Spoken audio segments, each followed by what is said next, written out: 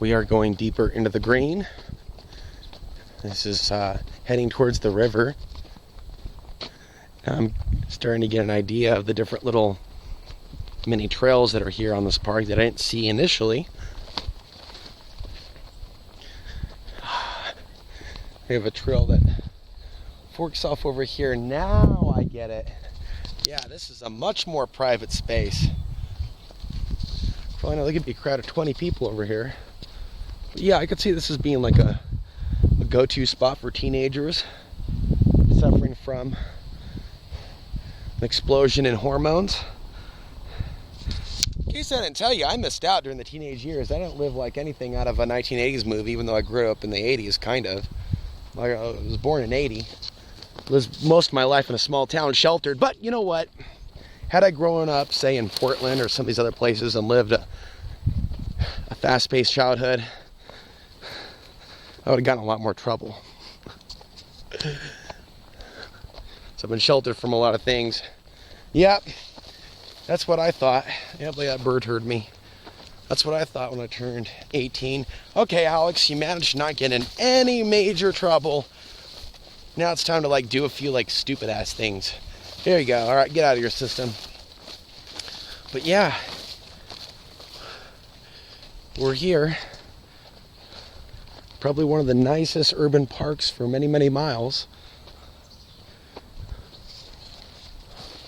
I'm walking amongst a real gem of nature, although I'm not feeling any major differences.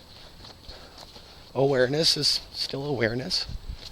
Just, you know, a deeper patch of green. Keep thinking I'm going to stumble upon a leprechaun. Some sort of supernatural deity. Some sort of weird, like one of those weird creatures out of the Doom video game, just kind of like hovering here next to a tree, maybe. Oh, look at this. This is amazing. And I think I was about to turn back. So we have a little trail here that continues. Again, the high-end real estate here.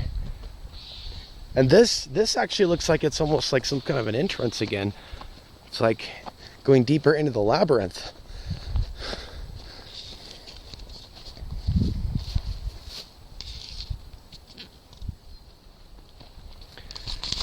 So today I want to talk about the politics of living in this matrix. And there's a lot of people out there that say, you know, Alex, I'm not into politics. What I'm really hearing from them, what I've really heard from them throughout the course of my life, is, Alex, I'm not really into looking into the way that things really work or operate. But some of us, it's like we have a certain type of spiritual wiring for that. I think it's a great place to talk about that. So, I talk quite a bit, so do other authors and speakers, about using nature to ground and the importance of trees. Trees are transmitters and receivers, and so are we. So sometimes being surrounded by trees, and as I was saying in a recent video, going to different natural places can maybe bring out that truth. So I'm going to start, and who knows where we're going to go, on this discussion about the politics of energy in this matrix. Because we need to learn how to live in this matrix. It's more than just escaping this matrix. And that's a point that Astro makes on his YouTube channel, Reprogram the Matrix. And see, if you want a crash course in somebody else and their life interpretation of how this matrix works, doesn't mean that we agree on everything, check out Reprogram the Matrix on my homepage under related channels. So there's not content here. There may be things that are there on his channel that can help you. But we cover different things because we have different life experiences. And there's things that he's here to teach, there's things that I'm here to teach. But a lot of us are from this similar place. So if we go beyond the illusions of separation, we are connected with a greater thread, something that binds us all within this world. Sometimes I talk about the idea of a greater, larger soul fracturing out into smaller little pieces, kind of like glass. And that we seem to resemble those little pieces of glass. But we're here, right, knocked down a notch, if you will, in order to grow. It's part of that soul growth. We're here to grow our souls. Well, there's certain ways and avenues I've been trying to warn you about, the ways to shrink your soul, to stay away from those things that could shrink your soul. Hurting others, and the illusions of separation, growing our soul, taking risks for others, being responsible for our actions, making good use of time while we're here, not abusing the materialism. Don't abuse the planet, don't abuse others, don't violate things that the Creator created. Pretty simple rules, you'd think. So I never grew up in a Native American tribe in this lifetime or anything like that. I just speak from the heart. Throughout my life, I've been told different things by different people. Alex, you sound like Jesus, or you sound like you're reading out of the Bible. We feel critical of you for not quoting scripture as a result. And there's been a lot of different judgments. But ultimately, I've stayed outside the box of labeling my spiritual interpretations or ideas anything. There's a reason for that. Even Gnostic is a box because people have their own interpretations, their own gnosis, right? But there is language that has been used by the Gnostics, such as the Archons, for example, that may help me paint the picture in the mind's eye for some of you. But even the current understanding, the Vox Populi understanding of the Archon as it is today, is still very limited. And whatever I'm trying to tap into is deeper than what is conventionally received, what is normally heard. And I'm enjoying this privacy. Now, natural areas will bring out a certain level of primalism, meaning not everybody is going to respond spiritually. That's why some people actually prefer to be in the cities, and they're not bad. It's because the consensus reality of those in the country areas is sometimes very, very unconscious, very, very judgmental. And there's a lot of dead residue from the past, be it the Native Americans and the genocide, or maybe something even more ancient. There's definitely a more ancient vibration to some of these places in Colorado, and I've talked about theories, shared certain ideas about the ancient world. Maybe it was an ocean here at one point. I think there's evidence of that. So some of us are going to be responding to some of those vibrations. In fact, there may be something else that has drawn us to some of these areas. But we need to be responsible for our actions and our thoughts if we're to evolve. Because we can be drawn to a certain area just because we're avoiding the disease of the cities that we fled. And so we can end up, people could end up stuck in rural areas. So information's good, and the internet can help catapult that. The internet can also help knock people down to the 13th century way of thinking. Back to the illusions of separation. Take somebody that's never read a few books, and immediately, boom, he thinks he's a political science genius because he has a Facebook account. And InfoWars is talking to him, man. And other things are just at the top of his feed. He's like a political genius, yo. He knows what's going on with people around the world. And see, we're in that period now, where you take the person or the population that was already not too educated about the rest of the world and then throw disinformation on an instantaneous level to them, and we can actually slip backwards. So it's a case-by-case situation whether certain environments and time-space realities are better or for worse, or whether we're getting better or we're getting sicker. Because it's not just one way. It's not like this linear new age, like, oh, we were so unconscious, now we're enlightened and stuff. There's elements of our world that are actually taking major steps back. Major steps back. Take the average woman today. Do you think that she's really feeling open about sharing what's really going on with her or her insights? Or even within spiritual circles, political circles, is there still that peer pressure group that a lot of us are expected to bow down to? The expectations of the peer pressure group, what society says is spiritual, what society says is normal. So even though it seems that we've progressed with technology and women's rights and things to a certain degree, if you look a little deeper, and I don't want to go much deeper into that, but if you look a little deeper, I'm in the jungle. Boy, you will run through the jungle. If you look a little deeper, you'll see a lot of sexual suppression, intellectual suppression, innovative suppression. And we're not going to be talking deep into YouTube right now, But now we have the mind control, right? Self-censoring, right? Or maybe taking down certain videos. I know I want to get my channel remonetized. We're in the day and age where it's clear that questioning really what's going on with this system, or even alleging that there is a system of corruption. We are now in new territory to where these topics are newly labeled taboo. So as I stand here in this, what will be my spiritual center for the moment, I'll reiterate the truth that a lot of people are running from. We are responsible for our actions. So the world that we're in, the lives that we're living, is a result of something. Okay, so let's take this path down here. We got some sand here. So it's your responsibility to determine what that is, what you're doing in this world, what your connection is to this world, and to exit a state of victim consciousness. No, we're not a victim. We were born for a reason. We have the parents that we had for a reason. A lot of us got some soul history. And maybe it's a history with this planet, but it's not what people typically think. And maybe a lot of people's ideas of past lives are still pretty limited. But I think that there is somewhat of a larger knowing amongst the human species. That there is this thing that ties us together.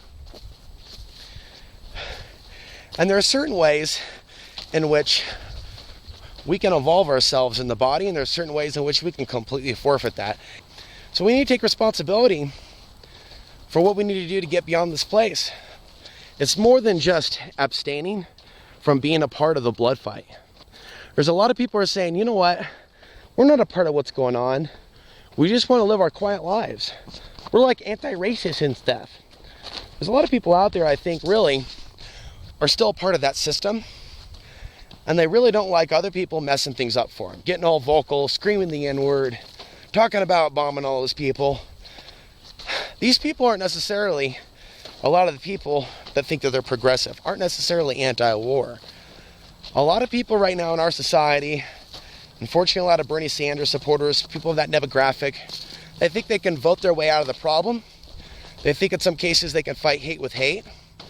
Or that standing against, right, overt discrimination and racism is the same thing as standing alongside those and showing compassion to those people that have actually been exiled, that have actually been disenfranchised, that have actually faced that persecution.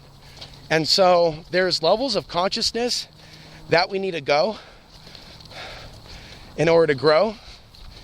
And one of those happens to be the right mindful action to making the world a better place without expecting tax dollars, politicians, or things outside of ourselves to do it. I think what we're responsible for is upgrading our own soul, our own intentions, the type of world that we're trying to create. We don't have to be perfect, and we don't have to save the world ourselves, and we don't have to be the person solely responsible for bringing all the change that's needed. But we should definitely work to make sure that we're not a chronic part of the problem. And I think a lot of people need to get on page 1 before they get on page 58. People need to make sure that they're not a part of the chronic problem and kind of cease those contributions to the system, and then maybe they can start moving the wheels forward, right? It's like before you can go forward, you have to stop going backward. So that's probably one of the easier ways that I can describe it. And a lot of people today are upset at some of the overt hatred because to them it ruins a good thing. It's making noise, and they don't really want people making noise.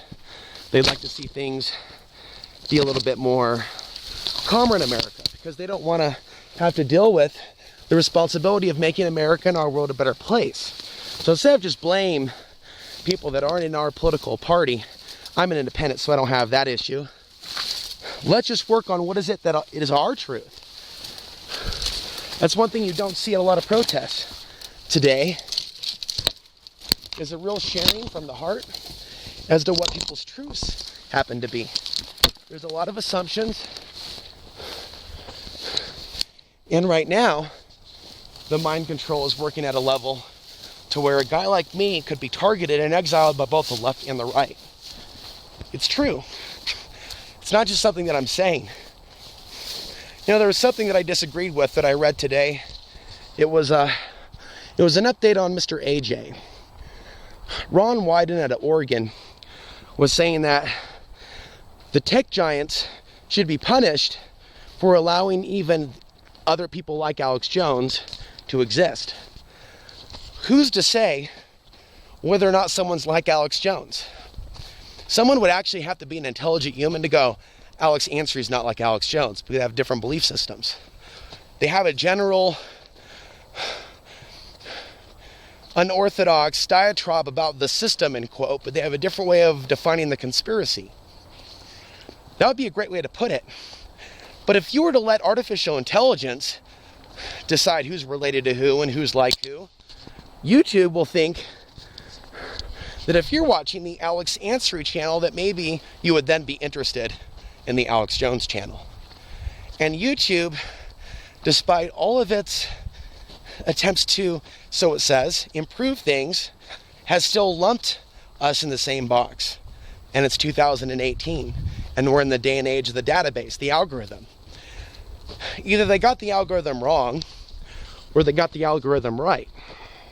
So the point in this is, and I'm going to pause shortly, when it comes to sharing one's gnosis and truth in this matrix, sometimes you have to change your tactics and not let the artificial intelligence interrupt our intelligence. I'm going to create a new way you can donate to my work for $5 and receive a several-page zine, and only in several pages because there are things like mailing costs. But to write down something of quality, a few mini articles and blogs, have it printed out on a piece of paper, and it's going to get mailed out from Dallas, Texas. Stay tuned, stay subscribed, because I'm going to give you information on how to get my word, if you will, via paper. You know, I do think about a reality in a world where one day, as these things do come to pass, there may not be any evidence of what I said or did on YouTube, but there will certainly be little pieces of paper littered throughout a post-apocalyptic American wasteland. Words from Alex Ansary, tips on meditation, information on how the solar flares impact our world, and how there very well could be a possibility of people reading my content in a post-digital age. And I think that that is a world now that I'm preparing for. Sometimes the Matrix, things will happen to us that may seem to come from the archons or may seem to come from that interference, but maybe it's there to get us going. Maybe there are ways in which this system shows us in plain sight what's coming next. And it's up to us to determine whether we're going to listen to those warnings or not. Whether we're going to get prepared. Whether or not we're going to start moving on to different mediums. Right? And I can understand now and accept there's only going to be so many people that are going to sign up to outsidethebox.vhx.tv. There's only going to be so many people right now, about 80 almost, that'll sign up to the newsletter. But how many people are going to start up and sign up for the actual physical paper to be delivered to their home? That's a new endeavor. And that's a new way that I'm going to break outside the box, outside the matrix, and go beyond a traditional way of being limited by the system and reaching people directly with the gnosis, directly with the truth, without a middleman, without an expectation for 100 of you to sign up at once. We'll start with a few of you. We'll build to a dozen. And who knows, it may actually even turn into like maybe a larger micro magazine, because the future is authorship.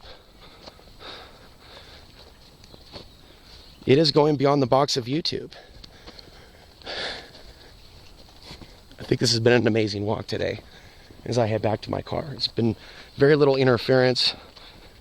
There's no one else here, but there's a spiritual presence here. For there may be things that we don't see, but it doesn't mean that we're alone at all. I'm Alex Ansary signing off from a wetland somewhere out there in southwest Colorado.